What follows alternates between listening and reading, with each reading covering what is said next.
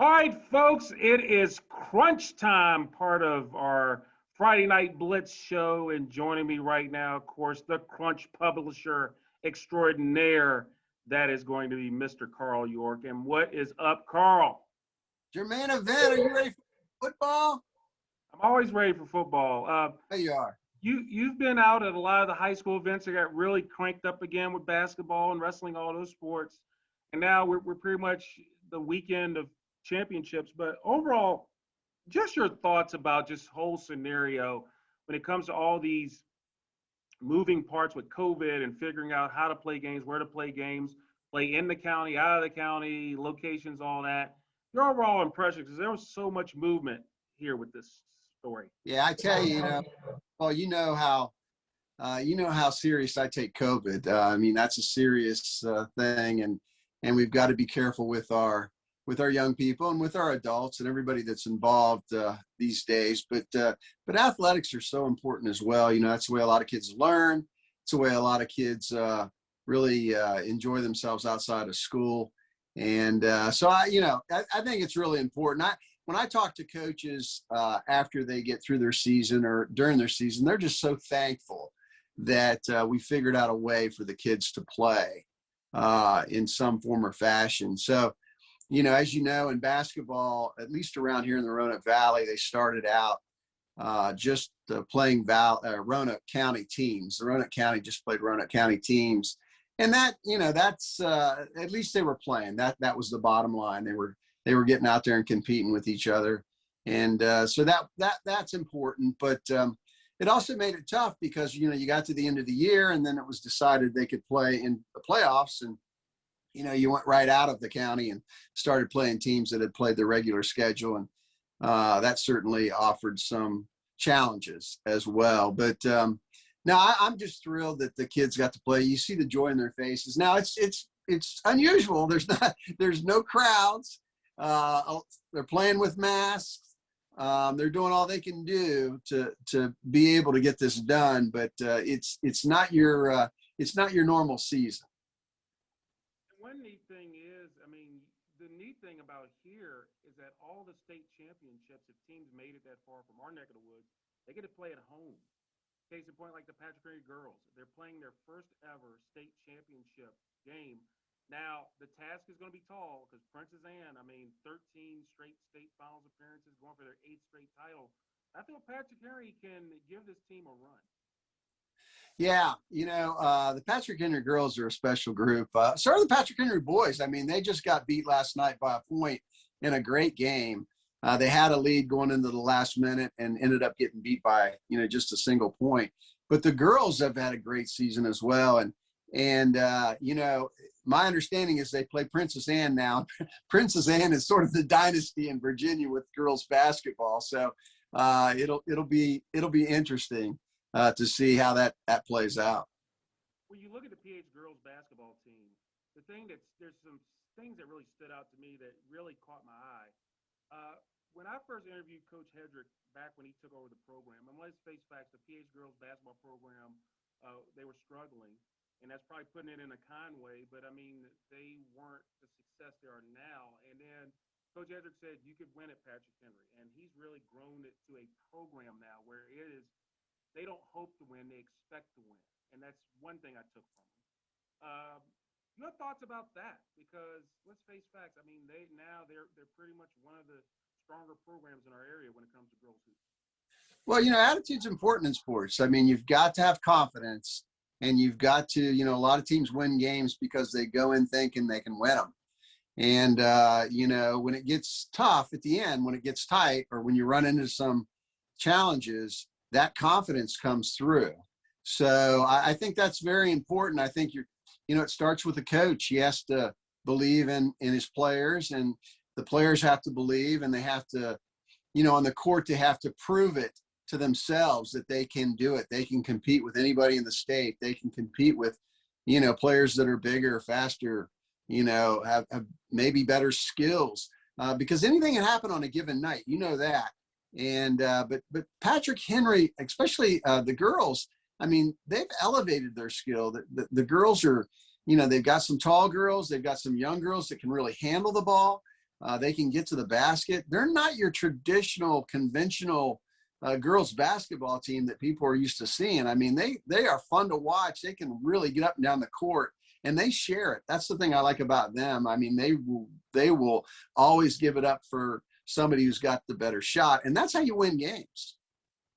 And then when you look at their team, you mentioned height. I mean, their shortest player is 5'8", tallest is 6'2", with Breed Love at 6'2", and of course Derry 6'1". Of course, the Derry family. I mean, brother Brooks is balling. Of course, mom was an athlete, and dad, played at UVA and played at Northside. In fact, I think Walt Derry. Someone sent this to me just a few minutes ago. He owns the record for most rebounds in a state final or state tournament game with 22. That's getting it done. So maybe that's where the Windex play of Savannah Derry comes from.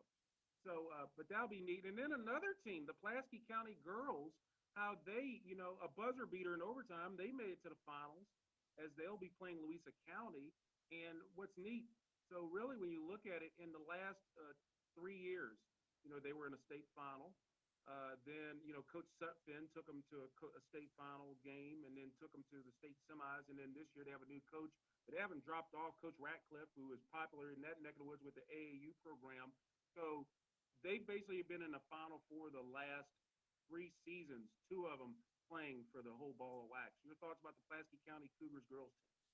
Well, they're very good. I mean, they beat Patrick Henry, our girls here, in a couple close games. So, I mean, obviously that's our barometer around here. If you can hang with Patrick Henry, the girls, you can play, in my mind. So, but you bring up a great point. There's no substitute for experience, and them being there several years in a row, you get to where I think, especially as young people, that you learn that, hey, it's just another game. Yeah, it's an important game. And yeah, I got to win this one or I'm done. But you learn to play at that level with that kind of intensity and with that kind of competitiveness and that kind of challenges, those kinds of challenges with another good team. And I don't think you can discount that in sports. I think in some ways you kind of learn how to win. And you do that by playing really good competition later in the year. And that is also true. And then you look at also that, and then so tomorrow Radford plays at Union, and for the boys, the winner of that gets and they get to host that game. The winner, obviously Radford's success with Coach Cormany, and the Cormany family, they do fit there. And then on the girls' side, George Wythe playing Honeacre. That's a game they'll play tomorrow. They moved it from today to tomorrow. Just your little thoughts about those 2 games right there, particularly Radford, because year in, year out, they're always in the mix. Yeah, Coach Cormany does a great job down there. And you want to talk about somebody who's intense. He is the most intense guy on the sidelines that you ever want to meet. But you talk to him after the game, and he is quiet and thoughtful, and just, it's funny to see him work the sidelines and work his team and work the officials, and he is intense, but he is such a great coach. And when you talk to teams that play Radford, one of the things that all of them will tell you is they don't make mistakes. They don't beat themselves. And my experience with the Coach Cormany team when I watch him is, if you play them tight and you get to that final quarter, they have a process that they go into that really puts a lot of pressure on you. They'll turn up the defense and pressure you into mistakes. They will take the ball to the rack and draw fouls, and they're going to out foul shoot you in the end. So really the only chance you have of beating one of his teams, if you're in a tight one late, is you've got to out Radford. You've got to outshoot them, and you got to out hustle them, and you've got to be aggressive. You can't stay back and think you're going to coast into overtime, because it's not going to happen. And then the same thing there. Now, another interesting matchup coming up is down in this. Now, you talk about intriguing. The state championship game coming up on Saturday between Alta Vista and Perry McClure. And you talk about the storylines there. Basically, the current coach at Perry McClure, and I always butcher the pronunciation. I'm sure you can help me on this. I want to say Mike Mike Cartelario or Cartelario. I don't. I keep butchering that. But anyway, Yes, but yes. the second one's right. Cartelario. Did I say it right? I'm just saying yes because you said it so well both ways. So we'll go with that. But I'm gonna get it fixed before we end up finishing. But anyway, he led Alta Vista to 4 state titles. He's now at Perry McClure. And who does he face? His former school. I mean, the team. Just your thoughts on that because that is going to be a nice, interesting matchup. Alta Vista won on a bolt of butter, a buzzer beater. See, I'm glad this stuff's online because now it's not one of those things where it doesn't look so bad when I'm trying to figure it out. But yeah, that's going to be your thoughts about that. Think about it. You're going up against a program you led to 4 state titles. Yeah, that's interesting because you've got to have sort of mixed feelings. I mean, you grow up in an area and you wear the orange of Alta Vista, and then all of a sudden you're wearing the blue of Perry McClure as the coach. And when you look across here, it's got to be a weird feeling to see your alma mater. You're facing your alma mater, so that is an interesting thing. I'm sure he'll get over it quick. I'm sure he knows who he's coaching right now. And Perry McClure's really, really pretty good. I understand that they have a big man up there that's pretty dominant for them, plays pretty well, and they've got a great team. And Alta Vista just has a great history with basketball. I mean, they can get it done on the hardwoods, and it's interesting when you pull into Alta Vista. The shingles they have for the state championships. They play up both the football and basketball there. So now I think that's going to be a great game. I love these matchups where you have smaller communities, smaller towns, and they really rally around their teams, and it's so much fun. I mean, that's what high school basketball is all about. And one other note, the VHSL just sent this out, and it says, due to continued weather-related issues throughout the Commonwealth, the Class 1 girls state championship game and a Class 2 boys state championship game scheduled for Saturday, they've been moved those to Sunday. So the move to a Sunday championship game is made to accommodate, since George Wythe and Honaker, the winner of that, would only not have too much time to prepare, and that Class 2 semifinal between Radford and Union. So that gives them more time to prepare in the event that those two teams make it, whichever team makes it. So that'll be interesting to see how that plays out. But basically, the winners of those games will host. So Radford wins, they'll host. George Wythe, also on the girls' side, they win, they host. So it'll be interesting to do that because the weather, not only is COVID, but now you throw in the weather wild card. That's going to be real interesting because that's really impacted a lot of things.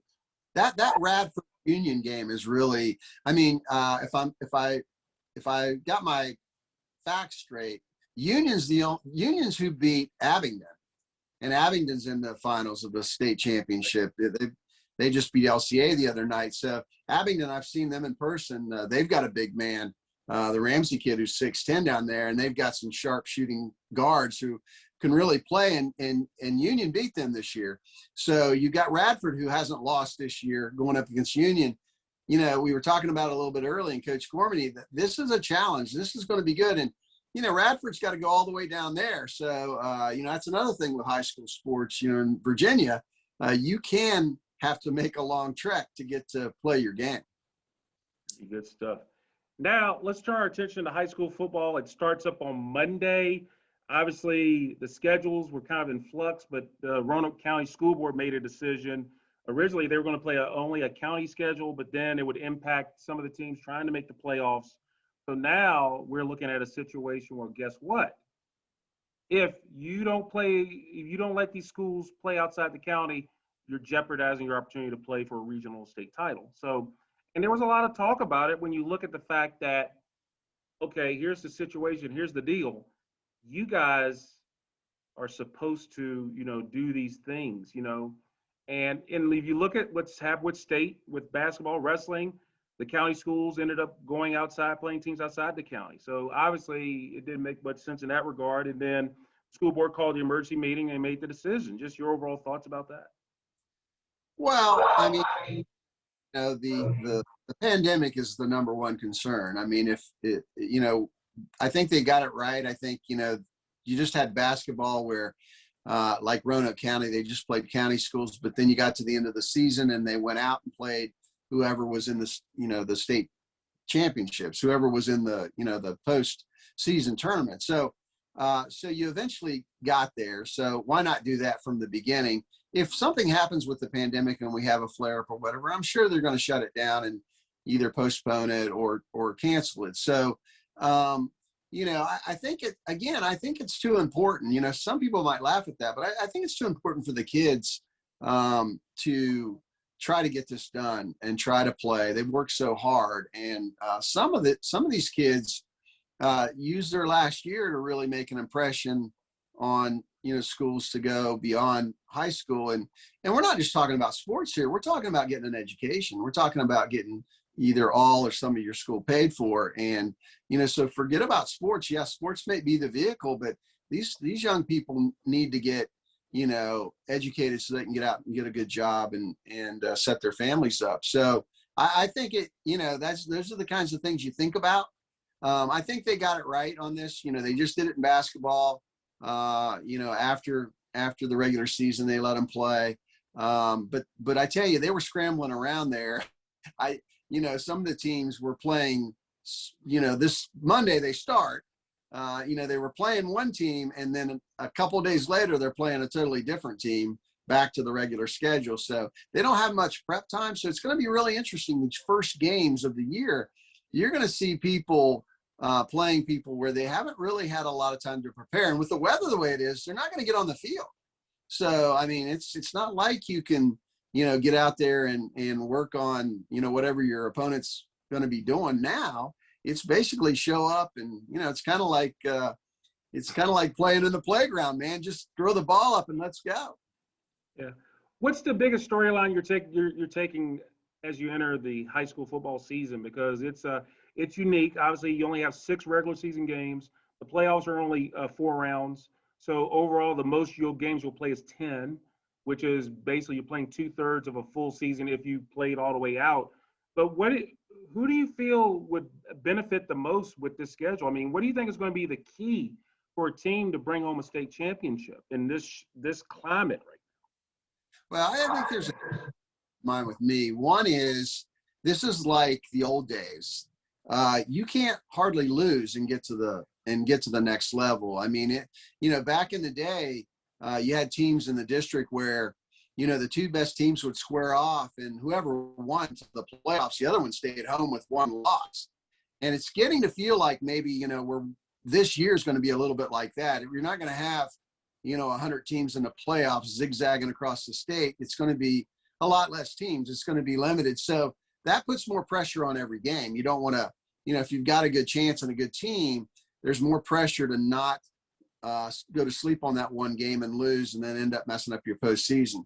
The other thing is, for whatever reason right now, we've got a lot of kids that are extremely talented and are going to play at the next level at all divisions. I mean, Lord Botetourt, Coach Harless over there, man, he's got a factory going because he's got kids that are signed with JMU and signed with Appalachian State or are going to sign. They've got, commitments. So, I think that's interesting.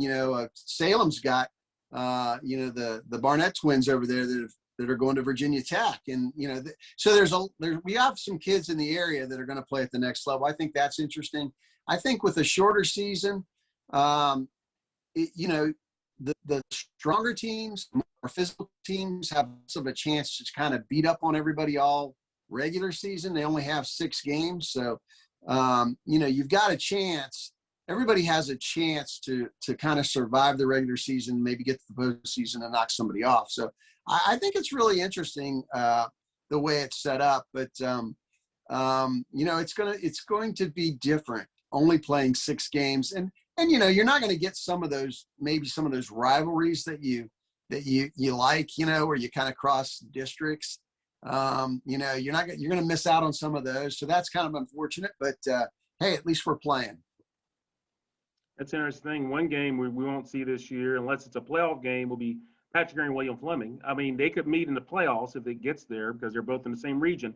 But as far as a regular season game, we will not see that. So it'll be interesting how it all plays out and all that good stuff. So all I gotta say is, hey, Monday is getting ready to come right around the corner, and I think the weather on Monday. I checked with our chief meteorologist John Carroll. He's saying there's a chance we could get a little precipitation of the frosty variety.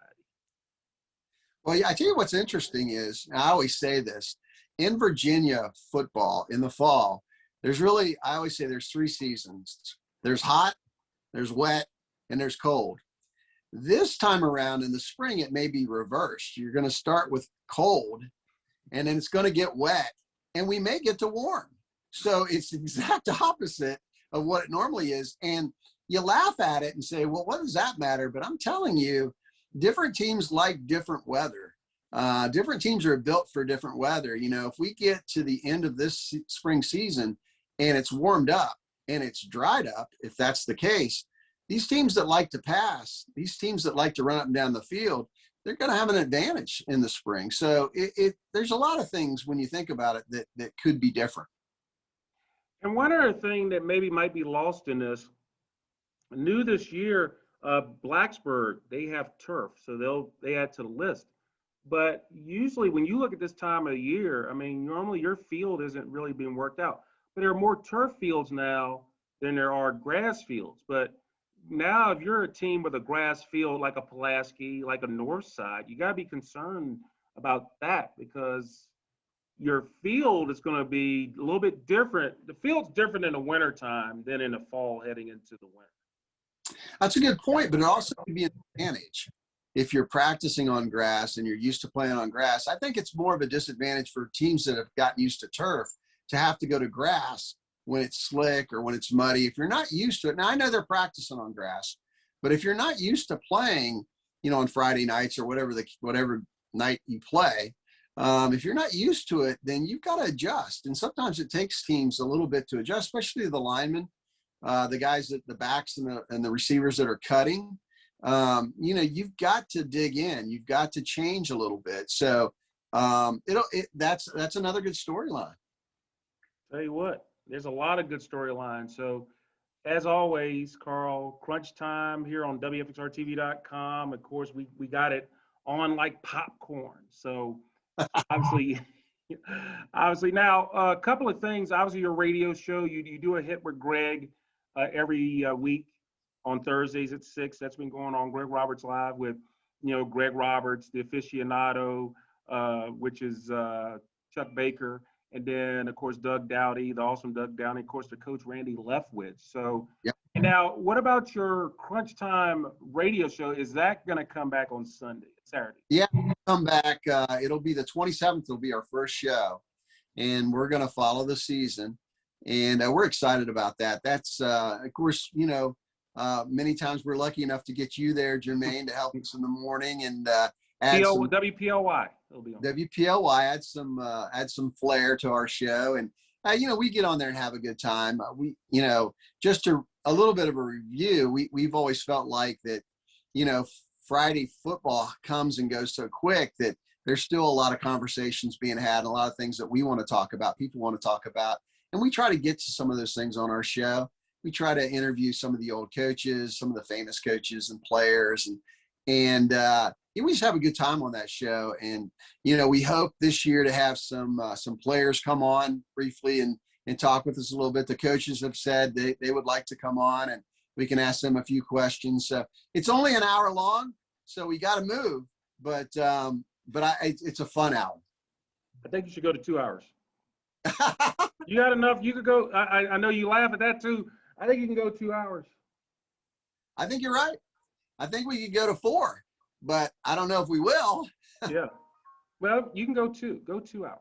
Just go baby steps. You did 1, go 2. And I think you have enough content. You could fill 2 hours on POY. Absolutely. We are going to keep expanding it. I don't know if we'll go to 2 this spring, but you know, you got to figure out who's going to pay all those bills. But we certainly have enough content, and we've got enough, you know, color. We've got enough personalities like yourself to help us. Certainly. You got enough hot air, as they say. Carl York, Captain Crunch, with Crunch Time, baby, right here on the Friday Night Blitz on WFXRTV.com. Carl, again, it's a pleasure, and we'll talk to you next week. And again, have fun. Awesome. Thanks.